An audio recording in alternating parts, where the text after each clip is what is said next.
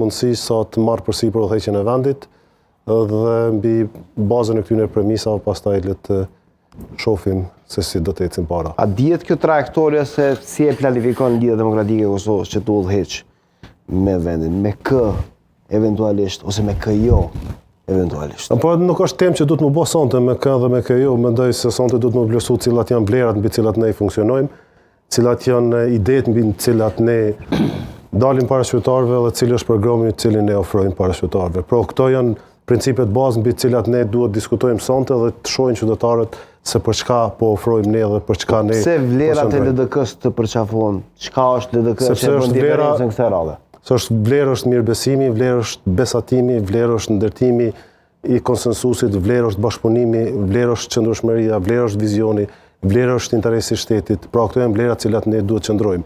Pra duhet ndërtojmë besimin dhe mirëbesimin në shoqërinë kosovare, duhet ndërtojmë bashkëpunimin dhe funksionimin demokratik të institucioneve, duhet të japim shpresë vendit, duhet të zhvillojmë ekonominë, duhet të zhvillojmë të gjithë sektorët e ekonomisë, përfshi këtu edhe energjetikën, e cila këto ditë është katastrofalisht keq, dhe mbi bazën e këtyre parimeve ne të ecim përpara të ndërtojmë koalicionet e mundshme dhe të zhvillojmë Kosovën. A keni arritur ta deportoni këtë mesazh tek opinioni publik? Përderisa ka marrë sonte te televizioni gazetarëve me siguri që ka marrë me tentu edhe pak me deportu dhe mendoj se jemi si klasë politike duhet pajtohemi për shumë gjëra. E para për cilën duhet pajtohemi vlerat e shtetit Kosovës. E dyta për cilën duhet pajtohemi prioritetet emergjente të Kosovës. Dhe e treta për cilën duhet të pajtohemi është mënyra se si ne e shohim shtetin e Kosovës. Pra vlerat janë Kosova shtet demokratik, pra vlerë është demokracia dhe zgjedhja e lirë dhe mundësia barabartë për të kandiduar, heqja e këtyre elementeve të blerjes votës momenteve të fundit nëpërmjet pakove sociale e tjerë, dhe programi me cilin unë dhe LDK-ja besojmë se duhet të shkojmë përpara është zhvillimi ekonomik, zhvillimi social, mirëqenia ekonomike, zhvillimi i shëndetësisë, arsimit, sigurisë, drejtësisë e tjerë. Por ajo që kam vrejtur në këto ditë, për cilën fatkeqësisht asnjëra prej partive politike nuk e kemi bë temë kryesore, për cilën unë mendoj se duhet bëhet sonte t'ja fillojmë na këtu ta bëjmë krejt Kosovë. Çka është?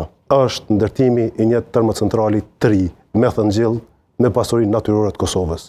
Na jemi të vujt për energji elektrike.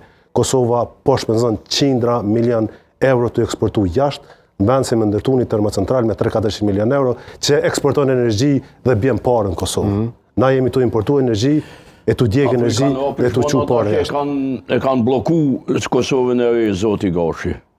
Kushdo që e ka bloku, marrë i kuftë. Ka patur disa parametra të ndryshëm, po mund t'ja zaventësosh ujin. Kosova sot pohuan nga problemet e energjisë elektrike dhe energjia elektrike. Energjia në përgjithësi nuk është vetëm ekonomi, është edhe siguri nacionale. Është edhe interes nacional.